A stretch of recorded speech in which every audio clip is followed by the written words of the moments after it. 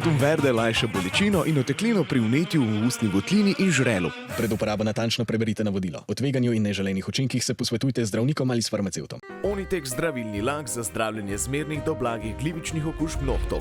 Brez piljenja, brez odstranjevanja laka. Onitek. Resne težave imajo lahko tudi enostavno rešitev. Pred uporabo natančno preberite navodilo. O tveganju in neželenih učinkih se posvetujte z zdravnikom ali farmacevtom. Govorili smo veliko o UV sevanju. UVA in UVB žarki so tisti, ki so pravzaprav škodljivi, vendar v zadnjih letih veliko govorimo tudi o modri svetlobi in infrardečih žarkih, na njih ne smemo pozabiti. Medtem ko UVA žarki prodirajo globlje v kožo in povzročajo predvsem spremembe na koži v smislu staranja, pa so UVB žarki tisti, ki jih dobimo ob najbolj vročih urah dneva na kožo, najbolj nevarni in te povzročajo opekline in seveda tudi druge težave, predvsem porjavitev in pa spremembe na koži. Na teh slikah, ki jih kažem, se vidi tisti predeli, ki niso bili soncu izpostavljeni telesa, nimajo toliko teh znamen oziroma drugih sprememb na koži, kot vidimo pri teh gospeh. Ali pri tej gospe bodite pozorni na vratni izrez, kjer je v nekaj letih pridelala, bi lahko rekli, kar hude spremembe in okvare kože, ne samo kot posledico staranja, ampak tudi v resnici spremembe v smislu pojava novih znamen. Lahko govorimo o tem, da koža, ki ni izpostavljena soncu, seveda zgleda mnogo mladostnejša in jaz mislim, da predvsem na to je potrebno opozoriti tudi mlajše. Vemo, da je zaščita pred soncem zelo pomembna in zakaj kažem ta diapozitiv, koliko smo lahko na soncu, da nas sonce ne opeče, kažejo številke v zadnji koloni pri otrocih, se te opekline pojavijo dokaj hitro, pri tistih, ki so pa nekoliko temnejše polti, pa malo kasneje. Vendar to ne pomeni, da seveda kasneje zbolijo za kožnim rakom. To je predvsem važen podatek takrat, kadar se odločamo za izbiro pripravka za zaščito pred soncem. Ko govorimo o vplivu sonca in o tem, koliko v resnici moramo biti na soncu, predvsem zato, da bomo zdravi. Včasih vemo, da ko smo bili mlajši, so nas, lahko rečem, kar obračali starši na soncu, ker so rekli, ne boste imeli rahitisa zaradi tega, ker boste pridobili dovolj vitamina D, vendar študije v zadnjih letih kažejo, da pravzaprav ni potrebno pretirano izpostavljanje soncu zdravemu odraslemu človeku, ker bi lahko rekli, prehod iz avta v trgovino, če se seveda peljemo do trgovine nekajkrat na teden in izpostavljenosti hrbtišča, dlanin, obraza je lahko že dovolj, da dobimo dovolj vitamina D, kolikor ga naše telo potrebuje. Seveda je nekoliko vitamina D potrebno dodajati pri otrocih in pa pri starejših odraslih.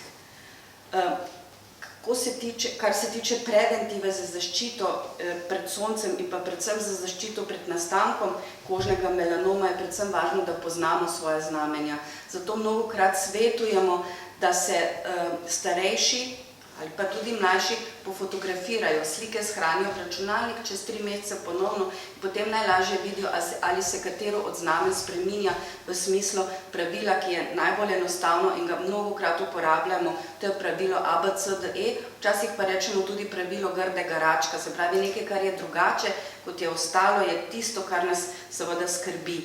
Vedeti moramo, da približno 25% melanomov nastane iz že obstoječih znamen. Kadar znamenja niso lepa, okrogla, kadar se pravi niso simetrična, takrat je seveda nevarnost, da morda gre že za melanom. Kadar je rob neenakomeren, nepravilen, takrat nas mora morda skrbeti in moramo biti bolj pozorni. Tudi različna barva določenega znamenja, ki vidimo več barv, kaže na to, da se je znamenje morda začelo spreminjati. In pa, kot vidimo, tukaj melanom ima različne obraze, bi lahko rekli. Lahko so zelo veliki melanomi in rastejo samo po površini, ne v globino, kar je nevarno za zasevanje, lahko rastejo navzven, se pravi kot kakšen gomolj, kot vidimo pri gospe tukaj na čelu, vendar tudi te ne grejo toliko v globino, bolj nas pa skrbijo tisti, ki pridejo v globino in lahko po limfnem žilju zasevajo v oddaljene organe. Kadar na melanomu opazimo drobno ranico, je to velik znak že, da je lahko prišlo že do zasevkov. Ne govorimo samo o melanomu, o črnem kožnem raku, ampak tudi o nemelanomskih kožnih rakih, kot sta bazalno-celični karcinom in skvamozno-celični karcinom, kjer se pojavijo drobne ranice, ki ne zacelijo in na to moramo biti pozorni. Ampak danes je tema namenjena predvsem melanomu, ki ga lahko najdemo tudi na nohtih, na stopalih, pod dojkami ali v gubah trebuha in predvsem na te stvari moramo biti pozorni. Važen je pa še en podatek. Dermatologi smo leta 2011 in nato leta 2019 naredili študijo med obiskovalci, bom rekla, dermatoloških ambulant, ne tisti, ki so prišli na kliniko ali pa v druge dermatološke ambulante zaradi znamenj, ampak zaradi kakršnihkoli sprememb na koži in smo jih povprašali oziroma anketirali, ali poznajo dejavnike tveganja za nastanek kožnega raka oziroma melanoma. Kot vidite, so podatki o tem, koliko Slovenci vemo o nastanku kožnega raka in dejavnikov tveganja, bili leta 2011 mnogo boljši kot leta 2019. Lahko rečemo, da se je znanje v laični javnosti izgubljalo in ko smo vprašali, kako se zaščitijo v obeh letih pred soncem, vidimo, da sicer nekaj več jih je uporabljalo kreme za zaščito pred soncem leta 2019, tudi pokrivala, vendar pa senco in oblačila ter očala manj. Nekaj jih je pa celo leta 2019 reklo, da se ne zaščitijo pred soncem. Ko smo ugotavljali, zakaj je temu tako, smo pogledali, koliko objav je bilo v medijih v letu 2010, se pravi leto pred prvo študijo, in v letu 2018, v letu pred drugo študijo, in ugotovili, da pred drugo študijo je bilo ravno polovica manj objav v medijih. Zato ste vi zelo pomembni in vi ste naš glas, zato da ne bo toliko melanoma.